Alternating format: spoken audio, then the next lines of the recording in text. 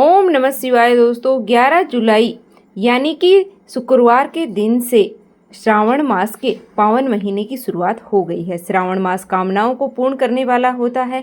इस महीने में भगवान शिव की कृपा पाना चाहते हैं, उनके मंत्रों का जप कीजिए, बहुत ही उनकी कृपा प्राप्त हो जाती है।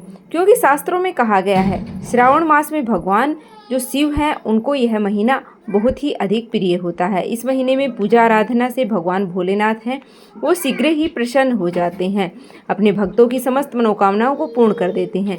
श्रावण मास में भगवान शिव की पूजा के समय कुछ विशेष नियमों का पालन करना चाहिए। कुछ विशेष नियम श्रावण मास में जरूर अपने लिए निर्धारित करना चाहिए हम इस विधि से पूजा आराधना करें। अगर हमारे मन में कोई भी विशेष मनोकामना है, उसको अगर आप शीघ्र पूर्ण करना चाहते हैं, आप कुछ विशेष नियम इस सावन में ज़रूर अपनाएं।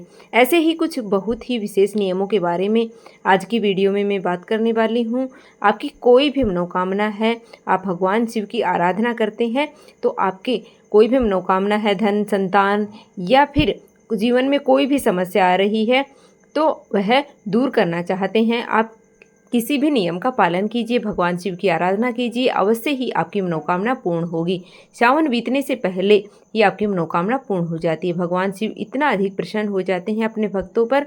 हम सिर्फ समर्पित भाव से भगवान शिव की शरण में जाएं, सर्वस्व त्याग कर भगवान शिव की शरण में जाएं। सर्वस्व त्यागने का मतलब सिर्फ यह है कि जब हम भगवान शिव की शरण में जाते हैं तो हमारे मन में किसी भी प्रकार का संचय नहीं होना चाहिए।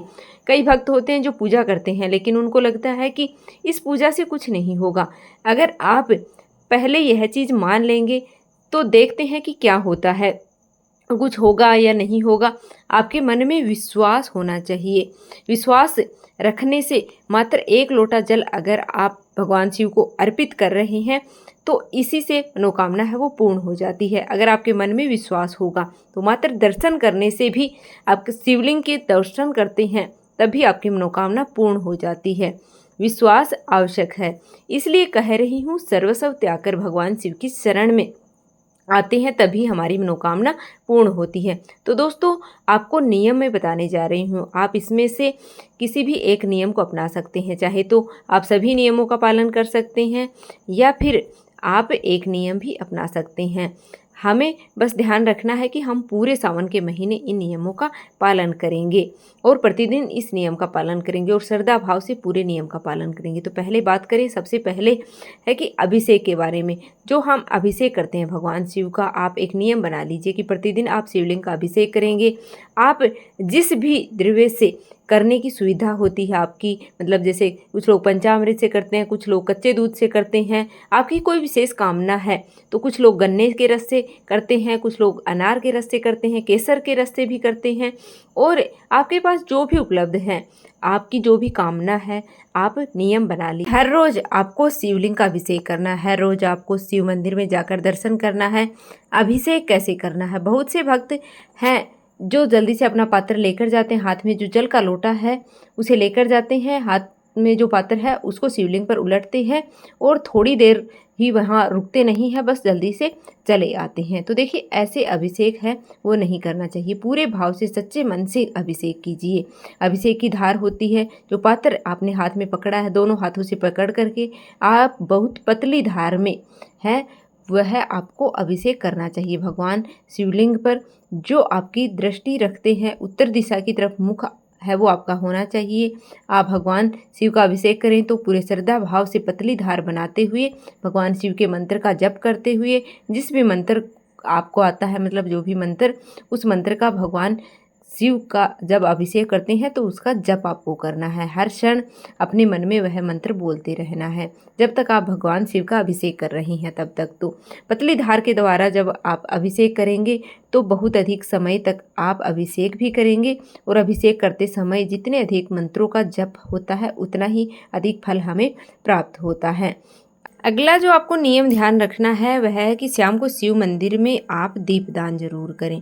जैसा कि आप यह संकल्प ले लीजिए कि पूरे सावन के महीने में शिव मंदिर में हर रोज़ दर्शन करूंगा, अभिषेक करूंगा और शाम को दीपदान अवश्य करूंगा। शाम का मतलब होता है जब सूर्यास्त हो जाता है, तब हमें दीपदान करना चाहिए शिव मंदिर में शिवलिंग के समक्ष। तो अगर आपके घर के आसपास मंदिर हो तो हर रोज़ शिवलिंग के दर्शन भी आप कर लें, और शिव जी के मंदिर आप जा पाते हैं तो शिव मंदिर जाकर आप शिव मंदिर में शिव जी के समक्ष दीपदान आपको करना चाहिए। लेकिन अगर आप शिव मंदिर हर रोज़ नहीं जा पा रहे हैं तो आप अपने घर में ही भगवान शिव के नाम का एक दीपदान कीजिए।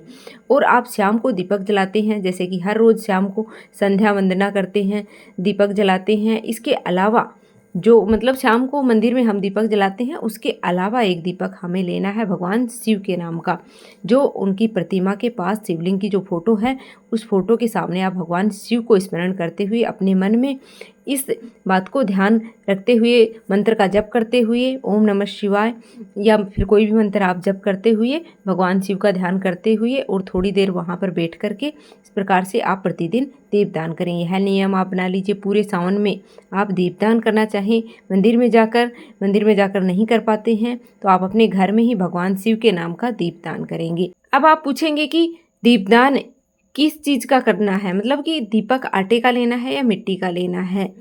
तो देखिए आपके पास जो भी उपलब्ध है, मिट्टी का दीपक है तो आप मिट्टी का ले सकते हैं, या फिर आपके पास आटे का दीपक है तो आप आटे का दीपक भी हर रोज़ बनाएं। और आटे का दीपक क्योंकि हर रोज़ बनाना पड़ता है तो मिट्टी का दीपक भी आपको हर रोज़ ही नया लेना पड़ता है, प्रतिदिन नया दीपक है वो प्रज्वलित करना होगा। अगर आप घर में दीपदान कर रहे हैं तो आप किसी भी धातु का जो दीपक है उसका प्रयोग भी आप कर सकते हैं। तो हर रोज़ आप उसे धोकर साफ करके और फिर से प्रयोग कर सकते हैं। इसमें आपको क्या डालना है, घी या तेल, आपकी जो भी सामर्थ्यता है। अगर आप शुद्ध घी का प्रयोग करते हैं तो सर्वाधिक श्रेष्ठ है, लेकिन शुद्ध घी आपके पास उपलब्ध नहीं है तो आप तिल के तेल का प्रयोग भी कर सकते हैं। दीपदान करते समय मतलब आपको इस बात का ध्यान रखना है, आपको दीपदान अवश्य करना है, यह आप नियम बना लीजिएगा। अगला नियम क्या है कि भगवान शिव को हम बेलपत्र अर्पित करते हैं। भगवान शिव को बेलपत्र बहुत अधिक प्रिय है तो बेलपत्र आप अर्पित करें। जैसा कि आपकी कोई विशेष मनोकामना है तो बेलपत्र आपको 21 बेलपत्र है वो हर रोज़ समर्पित करना है। अगर आपकी कोई विशेष मनोकामना, देखिए थोड़ा प्रयास तो आपको करना ही पड़ता है। अगर आपकी मन की कोई विशेष इच्छा है, हम चाहते हैं कि भगवान भोलेनाथ प्रसन्न हो, तो इस समय में आपको बेलपत्र बहुत ही आसानी से उपलब्ध हो जाते हैं। तो आप 21 बेलपत्र हर रोज़ भगवान शिव को अर्पित करें। किस प्रकार से अर्पित करेंगे वह मैं आपको बताती हूँ। बेलपत्र खंडित नहीं होने चाहिए, बिल्कुल साफ सुथरे बेलपत्र हैं वो होने चाहिए। हर बेलपत्र पर आप चंदन से ओम नमः शिवाय लिखेंगे, सफ़ेद चंदन द्वारा ओम नमः शिवाय लिखेंगे और इन सभी बेलपत्रों को आप माला बनाएंगे। और एक माला बना करके और आप धागे से मतलब पिरो करके और आप उन बेलपत्रों को है वो एक साथ में ही माला का स्वरूप दीजिए और माला जाकर के आप शिवलिंग को अर्पित कर दीजिए। प्रतिदिन यह नियम बना लीजिए कि हर रोज़ आप बेलपत्र की माला है वो भगवान शिव को अर्पित करेंगे। तो इससे जो भी आपकी मनोकामना है भगवान शिव से कहिए, संकल्प कीजिए और मंत्रों का जप आप करते रहिएगा साथ में। तो इस नियम का पालन आप पूरे सावन करिएगा और फिर आपकी समस्त मनोकामनाएं हैं वो भगवान शिव की कृपा से पूर्ण होती हैं। अगर आप प्रतिदिन 21 बेलपत्र की माला भगवान शिव को अर्पित करते हैं तो अगला जो नियम धारण करना है वह यह है कि सफ़ेद आंकड़े के फूल जो भगवान शिव को अत्यधिक प्रिय हैं, सफ़ेद आंकड़े के फूल आपको मिल जाते हैं। तो जो दूसरा आंकड़ा होता है वह लाल होता है, तो आपको मतलब सफ़ेद वाले का प्रयोग करना। अगर सफ़ेद मिल जाए तो अति उत्तम है। आपको फूल मिल जाते हैं, 108 फूल ले सकते हैं आप, फूलों की माला बना कर के भी ले सकते हैं, या फिर जो गुच्छे मिलते हैं जितने आपको मिलते हैं तो आप गुच्छे में लेकर के फूल और वह आप समर्पित कर सकते हैं। माला बना कर के भी आप समर्पित कर सकते हैं। 108 फूलों की माला बना कर के वह आप है वो भगवान के शिवलिंग पर अर्पित करें। तो प्रतिदिन आप यह नियम बना सकते हैं कि हर रोज़ मैं 108 फूलों की माला भगवान शिव को अर्पित करूँगा या फिर उनसे उनका अभिषेक करूँगा। फूलों की माला भगवान शिव को अर्पित करें। 108 फूल ना मिले तो आप 21 फूल लेकर के और माला बना करके भगवान शिव को अर्पित कर सकते हैं।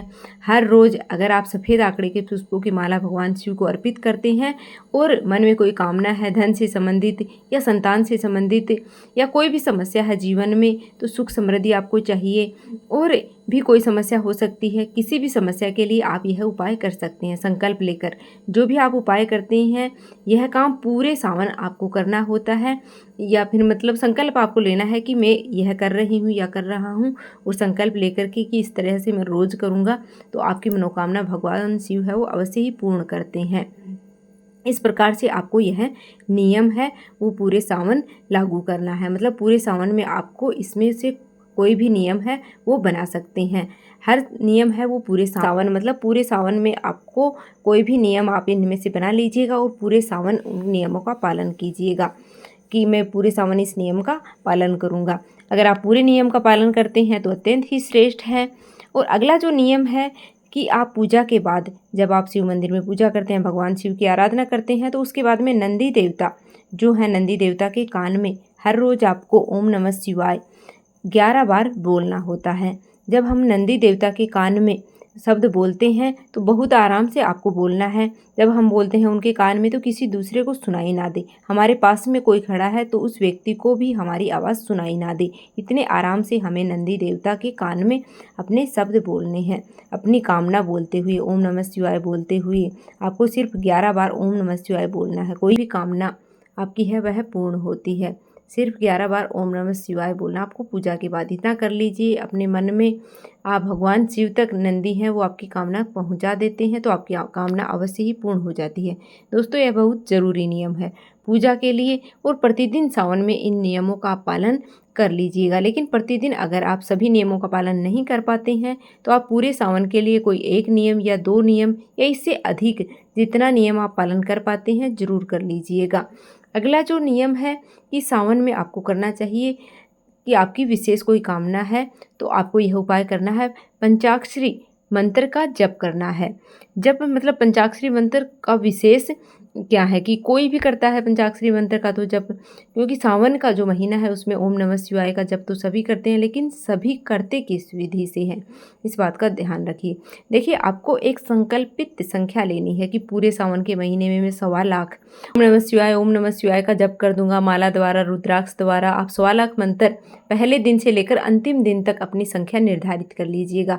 कितनी संख्या में मैं 11, 21 माला या 51 माला आपके पास समय है और अधिक समय है, मतलब तो आप पूरे पंचाक्षरी मंत्र का पूरे नियम से 1.25 लाख बार है वो सावन मास में अगर जप करते हैं तो यकीन मानिए भगवान भोलेनाथ की असीम कृपा आपको प्राप्त हो जाती है। आपके मन में जो भी कामना है आपने सोचा भी नहीं होगा, कहीं अधिक, उससे अधिक भगवान भोलेनाथ आपको प्रदान करते हैं।